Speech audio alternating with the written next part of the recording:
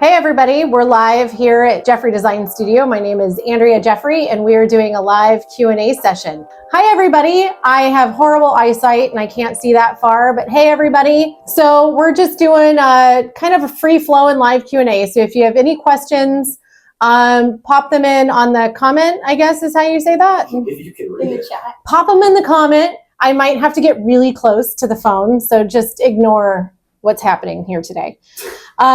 All right, so I have some phones that or some questions that were sent to me. This is going to be fun because it's been a wild day. Okay. Why has it been a wild day? It's been crazy this week, and Liz is out, and things have happened, and it's been fun though. Okay, so I have some questions that were sent to me, so I'm just going to kind of go through those first, and then as you guys send questions through the comments, we'll try to catch them as they come in.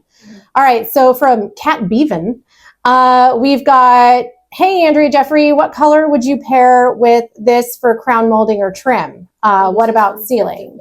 And this is Drift of Mist, which is, it looks a little yellow with the lighting in here today, but this is Drift of Mist behind me. So I love to color wash Drift of Mist. So the trim behind me, the walls, the ceiling, the baseboards, they're all Drift of Mist. But what I've done is I've done accent colors on all the doors. And so I've done Urban Bronze by Sherwin-Williams. Some people pronounce it Urbane Bronze because there's an E on the end of it. And it's a really great warm tone. And it's like a deep brown with a taupe undertone. So it's a really cool color. You could do that. You could go deep and go classic on the trim.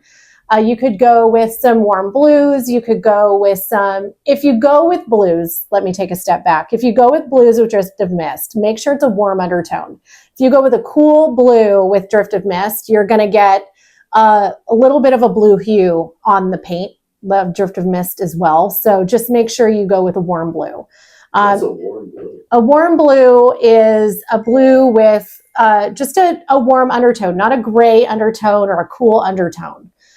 So you're going to have a cool blue, you're going to have a warm blue. Go with a warm blue. And if you need help, if you're not able to see that in the colors, you can always ask your paint rep at Sherwin-Williams or whatever paint store you're going to, and they can help you determine what's a cool color, what's a warm color. Do you have that on the paint guide? I do have Drift of Mist on our new paint guide coming out. And I do have some warm accents that we're pairing it with. So it's actually a really cool paint guide. We'll tell you about that later. Yeah. Maybe don't want to digress too much. All right. Next question is, and again, for anybody new joining us, thank you so much for joining us on our live today. It's kind of just a free-for-all Q&A. So if you have a question and you've been thinking about something or you're working on a project and you don't know maybe how to bring it together, ask your questions in the comments and we're going to answer them today as best as we can. Okay, so from Raphael in Cincinnati, his question is, when painting exterior brick walls, would Drift of Mist work? Going for a French country vibe. Thank you, R. Heck yeah. Make sure that you're using the right paint because it's a brick, so you're going to want something that really adheres to the masonry. But yeah, this is a great French country vibe paint color.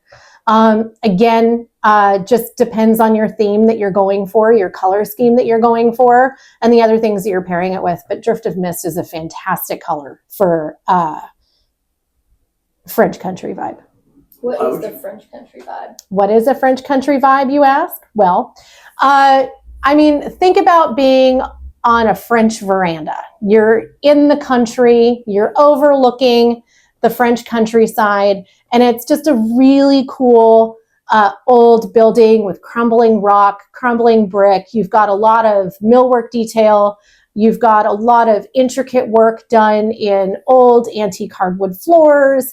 It's just really cool. That old, almost like an ancient vibe. Think like 1800s French countryside. That's what I think of French country vibe. I hope that gave you a really great visual and wish that you were on the French countryside right now because that's what it did for me. I am stuck with names, and some of these handles are really hard to read. I'm really sorry. Okay, so I'm trying here. DS Parmar 7481. What color would pair well with Drift of Mist for cabinets? I mean, you could do the same thing that I said for trim. Warm tones. You could go with wood. We do a lot of like rift white oak on cabinets with this color. You could do some greens. Green is really in. It's a nice relaxing color. So if you chose a warm green, maybe an olive green would look really pretty. So that's what I would do. But what's really popular right now are those kind of earth tone warm colors. So your greens, your blues, your browns, your beiges. Those would all work really well. And then you could do a wood stain, or like a nice veneer would look really good too. Hey, everybody that's just joining us, you're probably going to get tired of me saying this for those that have been here for a bit, but we're just doing a live Q&A today, so it's kind of free flowing. If you have a project that you're working on, or you just have design questions, go ahead and pop them in the chat, and we're going to try to answer them today. Is there anybody that asked anything so far? No one has asked a question so far, and I feel bad about it. So even if you have a weird question, just go ahead and send it in. Okay, C. Warcheck asked two things. One, would this color look good with brown leather furniture? Yes, it depends on the leather. Again, go warm. If you are looking for cool tones, totally fine. This paint will go a little blue. It'll go a little cool. If you put it with cool tones. So I'd like to see maybe a cognac or a camel leather tone would look really nice with Drift of Mist. And two, what color should I use if my furniture has an orangey tone to it? Different rooms. Orangey, I'm thinking maybe like a camel color in your leather. I don't know that I would do this color for that though, because it could really... It doesn't have any yellow in it. It doesn't have any of those tones to it, but I don't know that I would put this with orangey tones. It's just not feeling the vibe for me. I might do, maybe something a little warmer than Drift of Mist, like a warm white. But make sure it doesn't have a yellow tone to it, because that or those other orange tones are really going to make that wall yellow. So I would go for a warm white that has no yellow undertones. And again, you can ask your paint rep at the local paint store that you're working with what does and doesn't have a yellow hue to it as a warm white. And that will help maybe tone down the orange a little bit, so it's not so overwhelming if you have a lot of orange tones. Let's see. Birdwoman Victoria asks, would you say Drift of Mist is a good trim/door color for the whole house? Yeah, I would. I've done it. I'm thinking about it, but nervous. It's too gray-ish. Little emoji. It'd be paired with Greek Villa, Accessible Beige, and Upward colors. Those are actually really great colors to pair with Drift of Mist. Our whole studio is painted in a color wash of Drift of Mist. Again, ceilings, walls, trims, casings, all of it. You can see the wall and window behind me. Ignore the window covering. I haven't touched those yet since we've moved in. But the lighting that Trey has on me is a little yellow. And so it's okay. It's fine. So it's not really representing the wall behind me very well. You're good. But can we change it to see how it looks? Yeah. Oh, sure. Trey wants to move things. I don't want to move. And the lighting is really, oh boy. That's white, so that's white. Oh, that's a little better. Yeah. Oh, I can see better too. That's actually better. So you can see the wall behind me. It's Drift of Mist. And again, as you can see, if you were on our last live, lighting is everything, no matter what paint color you go with. If you have bad lighting, it's not going to work. All right. So 100% Greek Villa is a great off-white. It's in the white family, but it's a really gorgeous color. Accessible Beige, I always love. and upward colors. I'd say you've got a good scheme going. Don't be afraid. Take the plunge. And remember, paint is paint. If you don't like it, you can always paint again. I know it's easier said than done. I hate painting, but it looks so good when it's done. Okay, Letitia Williams asked, what's a good paint color that goes with dark hardwood floors that is a lighter color? I would say that you could go Greek Villa, actually, from the last question, is a really great color for that. It's a little bit of a creamy white, so dark floors, it's really going to brighten it up. And it might even pull some of those tones in the floor up, so you can see some of those brighter tones in that darker floor. That'll actually make the room feel a little bit lighter and a little bit more expansive. So that could work really well for you.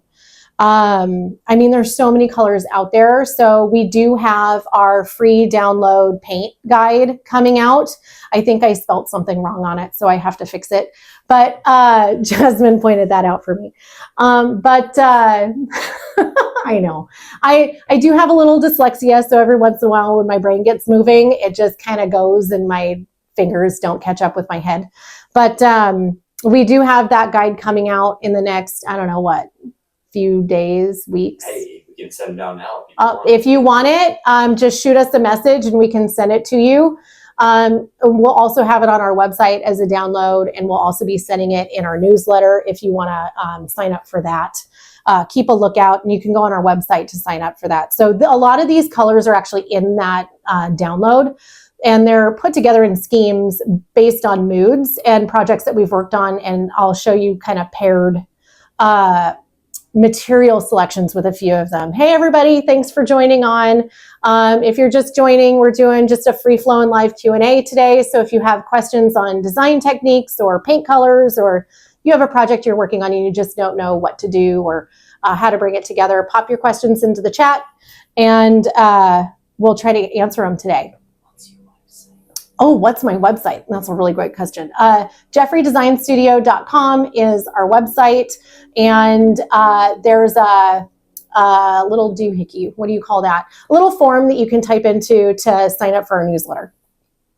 All right. So from Amar Fatih asks, do you have any favorites for kitchen cabinets and bathroom cabinets? I am assuming that you're asking about colors. And I do. I love a dramatic color on a cabinet. If you put that with a really cool tile or wall treatment behind it, maybe a fun wallpaper, those are really coming back. That could be really cool.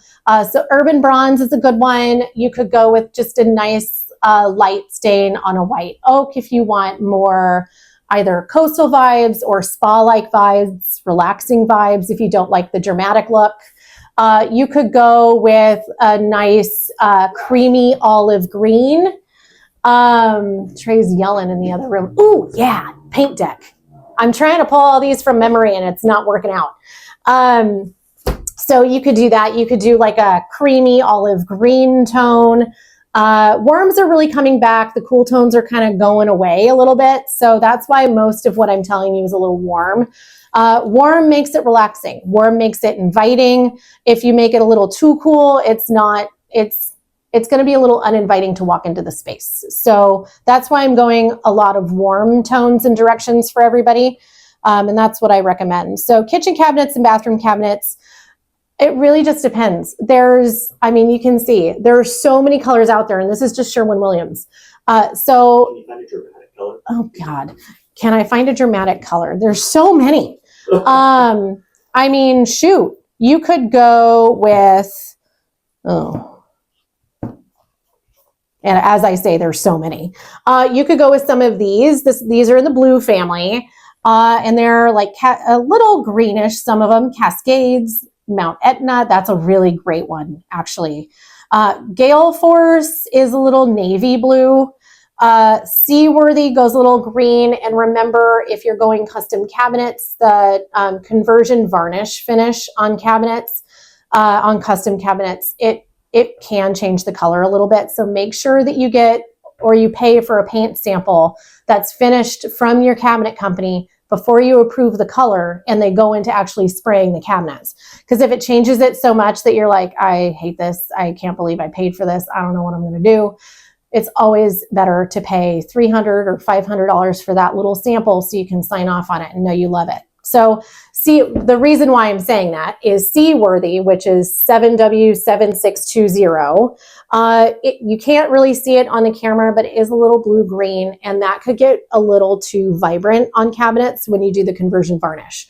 Same with Deep Sea Dive. We've done this, and it's a gorgeous color, but on conversion varnish, it's going to be very bright and in your face. So make sure whatever you're pairing it with is a little bit neutral and kind of takes a back seat.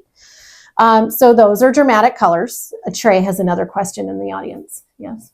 Okay, does the audience have any questions? No, I don't see any comments. Would they just come up Yeah, here? just- Oh yeah, no Okay. one's asked questions yet. I was talking to somebody, I don't remember who I was talking to, but they were talking about how they now hate modern homes. Because Hate they feel modern like homes. modern is out of style because it's so cold and unfriendly, and they feel like a lot of people are leaning towards that classic vibe. So Trey's saying that he's talked to some people, and a lot of them are saying that they don't like modern homes now because they feel cold, right? That's a good, yeah. I would say true modern. So that's actually contemporary that feels cold. Modern is warm and inviting, and think like mid-century modern. When it feels cold, yes, it's uninviting. It's not exciting. It's a lot of cool grays, kind of makes it feel like a little bit of a hospital vibe. It's minimalistic. That's still going for some people, but it's a very specific feeling and look that you're going for in the space. So if you want that more cold environment where it feels a little bit more sterile, but that feels like home to you, that's totally fine. But it is, I would say, modern with warm, cozy vibes. I like to call it California casual is the thing. So you mix those smooth stucco exteriors with a lack of exterior trim. You've got the big pivot doors. You've got the sleek looking garage doors. You've got the slimline roof lines, steep peaks on your roof lines. But then when you walk in, it's warm tones. Those are really in. So I would say that's a really good mix of contemporary and warmth. So I actually have a first question. I'm getting really close because I have really bad eyesight. Caitlin is asking, what are your unpopular interior design or decor opinions? Ooh, opinion's a scary word for me. I have a lot of those. I would say maximalism is not a great one for me. That's my opinion. Maximalism has really come back as of the last, I'd say, 2 years. And think of tweed, plaid, small floral prints, prints with guys on horseback running. You've got a lot of mixed materials and mixed prints. That has really come back. And I'm not really a fan. It's too busy. It's chaotic for you to look at, and your brain doesn't know where to focus. Tassels are back. Sofa skirts and chair skirts and bed skirts are back. Depending on your style, they could be cool. They could be a little hip, a little fun, a little refreshed. Still not a fan. I have 3 dogs. It collects. It's not great. Also reminds me of grandma's house. It is a little older style. Yes, Trey, thank you. But they've changed it up a little bit. It can be cool with the pattern styles that are out there or the fabrics that are out now. It's updated it a little bit, but it's that. Another unpopular opinion is farmhouse is out. Don't do farmhouse anymore. It's been done. It's over with. Go a little warm, clean, a little mix of contemporary and warmth, like what we were just talking about. That's a really great style. It's also very classic. It's not going to go out of style. It's farmhouse. What do you mean, what's farmhouse? What's farmhouse? Are you talking about like barn doors? And shiplap, farmhouse things can be cool, but if you pair it with too much farmhouse, it just becomes too much farmhouse. Like rustic. Yeah, like you look at your wood floor and it's like 100 different wood floor colors, and then you've got your shiplap, or you put more of that wood floor on your walls, or you've got, those little things. Sounds like it's trying too hard. It's been a thing. It's had its time. Let's let it rest in peace. Oh, Caitlin has another question though. Thank you so much for your questions, Caitlin. Should you mount your TV over the fireplace? Yes, please. Don't do your fireplace off to the side and then do your TV off to the other side and unbalance the whole wall. It's totally okay to mount your TV over the fireplace. Just make sure that you check your, specs for the fireplace for your heat distances to the TV, because you don't want to ruin your TV. But absolutely, it's a great focal point. And if you make that fireplace its own art piece, right? You do a dramatic color, you do a cool finish, you do a cool tile, that could look really good. And you could do the art TVs with the really slimline frames. Those are really cool too. Electric fireplace or gas fireplace or wood fireplace? Okay, so please remember we're in California. California no longer allows new wood fireplaces. You cannot burn wood really anymore. You can't do gas in new builds anymore. So it's really just electric in new construction. In a remodel, if you already have a fireplace and you are putting in an insert, you can do a gas insert still. So at least we still have that. But so depending on your code and your location, check to see what you're allowed to do. But electric fireplaces are actually kind of cool because you could do heat sources with them. So you can have a heat kit. It can blow out some heat. So just look at the square footage that the heat covers with that fireplace. You really should run, and do have to, a dedicated circuit for the fireplace. So make sure that you have your electrician on hand before your fireplace company comes to install it. If you do gas, they're going to let out more heat than the electric. It is a real flame, so it's not going to look like the little electric flame that just dances, and it can change colors. So just know what you're getting into, and just go to the fireplace showroom and ask a lot of questions. Out of those two, which one do you think looks better? We sell a lot of electric fireplaces because we're in California, and they have come quite a bit of ways. And in some cases, I do like the electric better because I can put them in an 8-inch wall or a 6-inch wall. I don't have to have a huge wall or a really deep wall to put them in. Gas fireplaces I like. It's just in some cases I can't do them because I need 24 inches of clearance behind for fire ratings. So it really just depends. I like electric in some cases. I like gas in some cases. Yes, Trey. Why no more wood fireplaces? We're in California. It's a fire hazard. He asked why no more wood burning fireplaces. And we have so many spare the air days. I mean, half the time you can't even use it. But wood looks so good. Wood does look good, and it's always fun to also another problem is you can smell the fire, right? In your house. It's such a great smell. It reminds me of when we get to go camping, but we are in California and unfortunately they're not really allowed anymore. Okay, moving on. I did that one. Yeah, I did them all. Yeah. All right. We have more questions coming. And remember, if you have questions, we're just doing a free-flowing Q&A today. So any of your interior design or even your construction questions, go ahead and send them in. So anyone deciding to remodel their home, what are the first questions to ask when deciding on an interior design style? Okay, so when the question was, when you're remodeling your home, what are some of the first questions that you should ask for your interior design style? Remember, your style is your style. There's trends and there's your style. I would first and foremost ask myself, what's most important in my remodel? What is the feeling that I'm looking for out of this space once it's done? My hair is a disaster. I look like a wind tunnel. Hit me. So ask yourself those questions first. What are my priorities? Then you can go to style based on your priorities, knowing that I need X things in my kitchen or X things in my bedroom or X things in my bathroom. I would focus on really understanding what I can do with those requirements, what I can do with those things that I need in the space. Then go to Pinterest and start pinning some of the spaces that you like, colors that you like, lighting that you like, wallpaper that you like, tile designs that you like, and just kind of start collaborating your own vision board.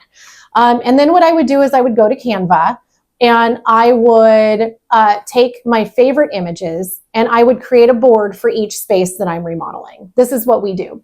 I would create a board for each space that we're remodeling, and I would put my top favorite images that I've pinned on that board. And then I would start making my theme for each space. That's what I would do first and foremost before I hire a designer, before I hire a contractor, before I nail down the scope, before I start getting estimates, before I have a floor plan. That's the first thing that I'm going to do. And that is going to help define your style. And then when you go to a designer and you tell us, hey, I have this space, I have this vision board, I'd love to send it to you. Are we a good fit? And of course, there's a lot of other questions that go into it back and forth between you and us. But that will help us understand what's in your head a little bit. And then we can start having a conversation around it. Perfect. I hope that helped. Definitely. What is one thing you wish someone had told you before starting home renovation or addition? What are some of the things I wish someone told me before starting a home renovation? Mm-hmm. To be realistic on my budget and my timeline. Those are the two biggest things that we run into with clients. I would hire a designer or an architect or whoever you're going to work with first, and I would outline what my design looks like and what my budget needs to be for that design while I'm working through it. So that if I'm going and pulling financing, if I'm pulling out a HELOC, if I'm doing any of those things to finance this project, I'm not pulling the trigger on financing before I understand what I'm really in for. We've come across a few instances where that's happened, and it really is a hindrance on the project, because if there's an unrealistic expectation on costs, you could really pigeonhole yourself, and then it's kind of just it's a lose-lose situation for everyone. So have conversations around budget and timeline first and foremost with anyone you're talking to well before you are ready to pull the trigger. What is the difference between an architect and an interior designer? An architect is a licensed architect. They have a little more education than an interior designer does, but they can both be licensed in the state of California. A licensed architect must be licensed in order to act as an architect. And they are able to really draft full sets of plans for new construction, commercial buildings, multifamily buildings, condos, development projects, the likes. Designers really shouldn't be drawing those types of projects. We can draw our own home renovation plans, but when it comes to new construction, multi-stories, multifamily, we will always consult with an architect because we're not licensed for that. It's just like if you're hiring a licensed structural engineer. We're a GC, but we're not an engineer. So we still have to work with a local engineer who's licensed, who can stamp the plans. And if you try to submit a set of plans that an architect should have touched and an architect's stamp isn't on them, then it's going to get pushed back and they're going to make you go to an architect to stamp the plans. Trey has a question. Yes. How do you have both a wife and a husband's ideas and make them flow together in a new interior design? This is a good question, and I actually had a conversation with somebody about this morning, a new potential client. So Trey asked, how do I take a husband's ideas and opinions and design style, and how do I take a wife's, and how do I bring them together in a new project? We listen, and we understand the priorities between both husband and wife. And if there's, like, we were talking about rugs with somebody today, like Mike and I cannot agree on rug choices. So what we do is we listen to each other, and then there's compromises made, but we try to meet in the middle with both of our styles. And that's where our sourcing comes into play, and the knowledge that we have with sourcing is listening to both ideas, both, I feel very strongly about this. Husband, wife, I feel very strongly about this. Okay, let's see if we can find a way to maybe meet in the middle so that you're both happy. Or maybe one concedes on one thing and the other concedes on another thing, and then they're both happy that way. So we listen to our clients, we understand what their priorities are, and if we can't meet in the middle, then we let them talk amongst themselves and come back to us and let us know what they decided. Trey has a lot of questions. This could be the last question. Oh, last question for Trey. Last question. Okay. What is the weirdest thing that you've ever seen on the job? Ooh, okay. What's the weirdest thing I've ever seen on the job? I'll talk about a current project we're working on. She knows this because we're like, this is interesting. So we demoed a whole house, and you'll follow the progress if you're following us on Instagram or TikTok and all the likes. It had a fireplace in the entry, and we opened everything up. We're doing a lot of structural changes. That fireplace was built, the house was built in the 70s. The fireplace was built on a floating slab of concrete with plywood underneath that concrete, and cinder blocks turned on their sides, holding up the slab of concrete. I have photos. I can post them. It's very strange. The fact that this thing was floating in midair with nothing supporting it, and all that weight of a brick fireplace from the 70s and not one crack. I mean, that's the weirdest thing I've ever seen. It's like totally defied physics. Like Dr. Strange was in there. Something was in there working some magic. Okay. All right. Do we have any other questions today? I think we're good. I think we're good. End it off with a thought from Andrea Jeffrey's brain. Oh my God. A thought from Andrea Jeffrey's brain is how I'm supposed to end this. What good juju would you like to put out there? Oh, we're putting a lot of good juju out there. I would say my biggest thing is, a lot of us, we're all going through things. We all have tough times. We all have tough moments, and we have the ability to put a glass ceiling on ourselves, right? We've hit a cap. We can't go any further. And those could be big ceilings that really are detrimental to your growth, or they could be little ceilings that happen throughout the day or the week, and you have a challenge that you have to work through. I would say we all go through those things, and having an open mind to learn, grow, and change along the way is going to help you break through those glass ceilings. And the only ceiling that will be placed there is the glass ceiling that you put there yourself. Break through them, think through change, think through challenges, have an open mind, learn along the way, and have fun with it. That's my mission this year for myself and our team. And I will say that so far, it's the second month in, and we have been having the time of our lives so far this year since we've taken on that mindset. So be proud of yourselves for all the hard work that you're doing, and just break through that ceiling. There's no limit.